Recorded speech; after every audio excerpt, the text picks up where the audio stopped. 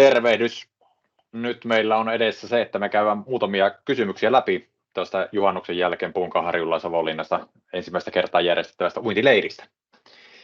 Linjoilla meillä on yhdessä nurkkauksessa leiriohjaaja Siivisen Jani ja sitten toisessa nurkkauksessa on vedenlämpötilasta ja muista puitteista sekä oheispalveluista Hännisen Janne matkailutila Naaranlahdesta ja minä olen Hamusen Heikki.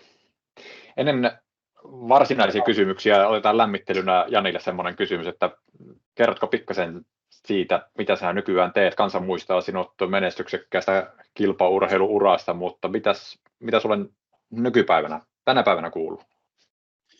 Joo, kiitos kysymästä. Joo, se ura päättyi aikanaan, eli vuonna 2006. Siitä on lähes 20 vuotta jo aikaa. Sen jälkeen mä oon pysynyt uintivalmennuksen parissa. Eli mähän aloitin uintivalmennuksen jo vuonna 1993. Eli silloin kun olin itse vielä kilpauimari, niin aloitin erilaisia ryhmiä valmentaa. Ja se on sitten jatkunut tänne vähän pidemmälle asti, eli ihan tähän päivään saakka. Jossain kohtaa kävin tuossa liikuntakeskus Pajulahdessa, kävin ammattivalmentajatutkinnon, eli vähän syventämässä sitä omaa osaamistani. Nykyään siis kierrän ympäri Suomea. Lähinnä uintiseuroissa tietysti ja käytännössä siellä opetan lapsille uintitekniikoita, nuorille aikuisille vastaavia juttuja sekä valmentajille tietysti heitä opastan heidän omien halujensa ja oikeastaan omien kykyjensä mukaan kerron niitä omia näkemyksiä, että mitä ehkä heidän harjoittelussaan kannattaa ottaa esille. Ja toinen tärkeä työsarja mulla on niin sanotusti ihan Matti Meikäläisuimareille, eli ei pelkästään kilpauimareille, vaan ihan ihmisille, jotka haluavat oppia uimaan. Eli joko ihan, että opetellaan uimaan tai sitten opetellaan laittaa päätä veteen tai kokeillaan vähän vaikka vapaa-uinnin eli crawlin saloja ja niin poispäin. Niin tällaisia tunteja mulla on myös paljon. Hyvä. Lähdetään sitten näihin varsinaisiin kysymyksiin. Uintileirin ajankohta on siis 24-26.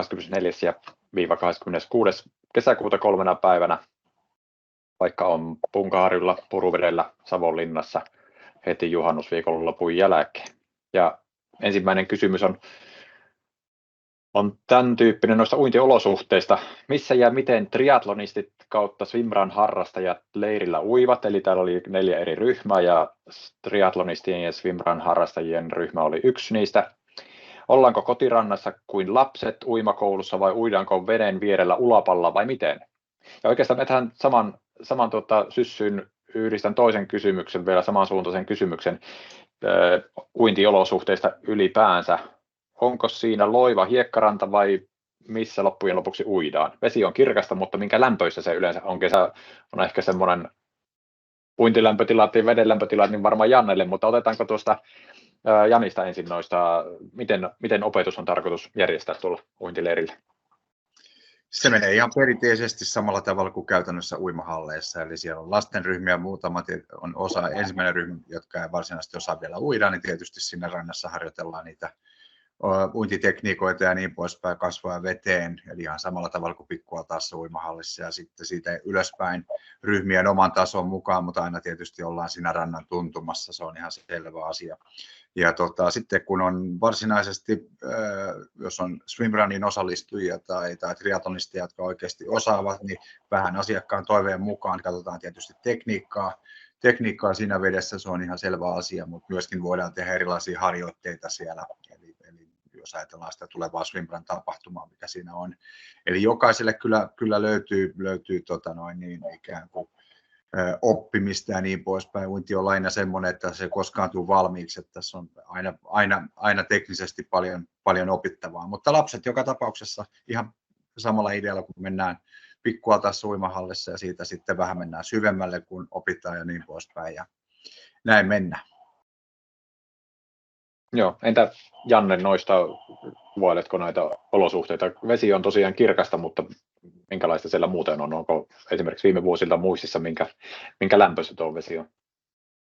Keskiarvon on varmaan 20 astetta ja vaihtelu eli plus miinus 5 astetta siitä, että 15-25 yleensä on ollut tuona ajankohtana veden lämpötila. Että sehän vaan vaikuttaa tietysti siihen, että pysytäänkö tässä lähivesillä, uidaanko laiturilta laiturille pääasiassa vai onko sitten viimeisenä päivänä keskiviikkona esimerkiksi käydäänkö sitten vähän keskemmällä veneellä hakemassa enemmän kokemusta ja vähän pidempiä matkoja uimassa, että paljon riippuu Janista ja osallistujista ja olosuhteista toteutus.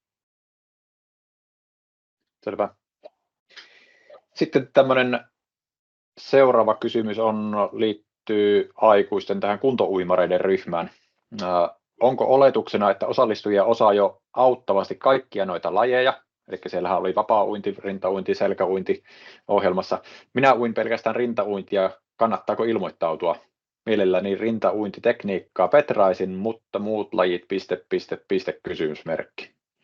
Mitä Jani vastaat?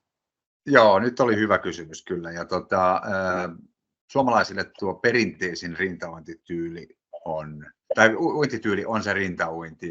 Ja aika usein se tapahtuu sillä tavalla vielä, että kasvot on veden yläpuolella. Toki harjoitellaan rintauintia ja jokaista oman lähtötason mukaan. Ja ensimmäinen rintauinnissa on se, että pyritään laittaa kasvot sinne veteen. Ja sitten kun ollaan saatu kasvot veteen, niin totta kai mahdollisimman nopeasti lähdetään harjoittelemaan vapaa, eli crawl-uintia. Ja se on kuitenkin uintilaista sellainen, joka loppupeleissä, kun teknisesti riittävästi osaa, niin se antaa ikään kuin ihmiselle kaikkeesta eniten. Ja selkäuinti on varsin helppoa. Eli se tulee siellä mukana ja halukkaat saa kokeilla myös perhosuintia. Seuraava kysymys Jannelle. Pääseekö paikalle julkisilla liikennevälineillä ja järjestyykö joku kuljetus perille asti? Meiltä on 16 kilometriä matkaa kesällä sekä Punkaharjun rautatieasemille, että sieltä onnistuu nouto. Julkiset ei muuten valitettavasti kesäaikaa hirveän hyvin kannata tänne asti, mutta järjestelykysymyksiä. Mutta junalla pääsee noinkin lähelle. Kyllä pääsee. 3 tunnissa 40 minuutissa Helsingistä esimerkiksi. Sitten toinen kysymys vielä Jannelle. Täällä on kysyntää noista ilmoituksista, markkinointiviesteistä, että mitä se muu ilmoituksissa näkynyt kesäloma tekeminen voi olla? Avaatteko? Veneilyä, kalastusta, tuossa on lähistöllä kivoja saaria, retkikohteita, elää kokea suomalaista kesää ja meillä pääsee ratsastamaan myös ja tarvittaessa uittamaan hevosta myös lähialueilla ja polkupyöräily kanssa, patikointipuitteet on mukavat ja grillaaminenhan kruunaa aina hyvät uintitreenit. Ja seutukunnalla Savonlinnan oopperajuhlat ei taida vielä ihan tuohon aikaan olla vielä auki, mutta siellä taitaa olla seutukunnalla, jos laajentaa vähän sitä Savonlinnaa tai Punkaharjulle muuten, niin siellä taitaa olla monenlaista tarjolla sielläkin, varsinkin jos on oma auto tai polkupyörät käytössä. Kyllä löytyy harjualueelta paljon näkemistä ja kokemista. Metsämuseolusto avautuu toukokuussa uuden näyttelyn myötä ja Savonnassa voi käydä monta asiaa harrastamassa jo siinä. 4. päivä taitaa alkaa oopperajuhlat heinäkuuta.